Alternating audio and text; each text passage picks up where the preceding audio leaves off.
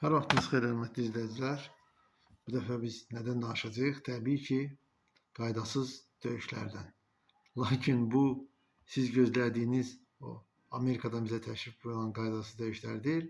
Azdramada, Azərbaycan Dövlət Milli Akademik Dram Teatrında baş verən qaydasız döyüşlərdir. Hansı ki, ilin əvvəlindən onlar səngimir.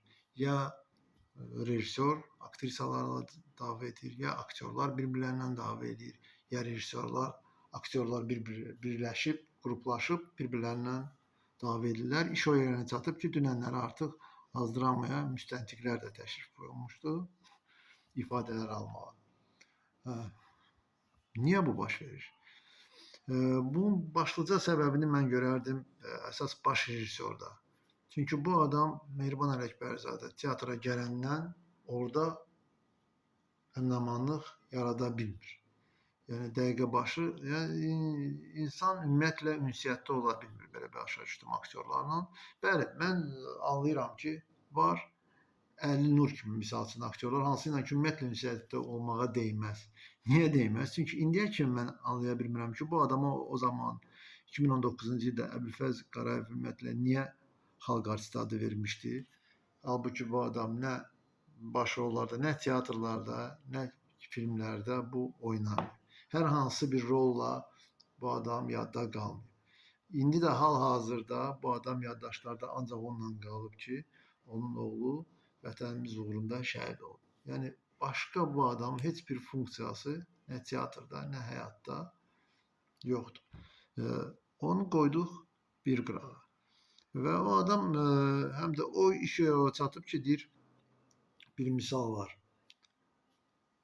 Atlar ölüb itlərin bayramıdır, amma bir də var ki, itlər özlərini at kimi aparmaq istəyir, o da alınmır. Gedək digər aktyor və aktrisalara, Mehriban Ələkbərzadənin davası. Yəni kişilərlə anladı, qadınlarla nə dava edir, niyə dava edir, nə problemlər yanır, niyə bu insan imkan vermir ki, bu teatrda hansısa bir yeni nəfəs gəlsin, bu teatra hansısa bir yeni insanlar, hansısa bir tamaşalar qursun. Yəni hara baxırsan tabloda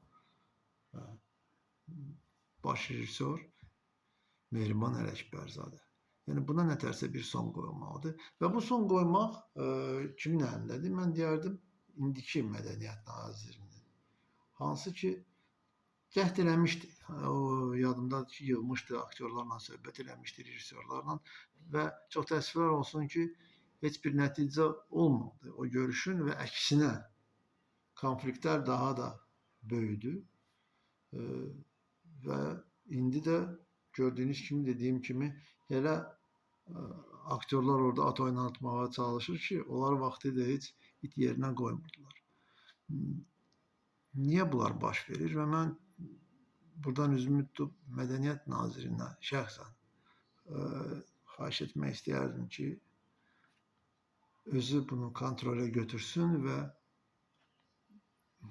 bu teatrda mütləq şəkildə hansısa bir dəyişikliklər etsin. Həm aktyor truppasında, həm rejissor truppasında və ümumiyyətlə bu konfliktlərin özəyini tapsın və bunu çözsün.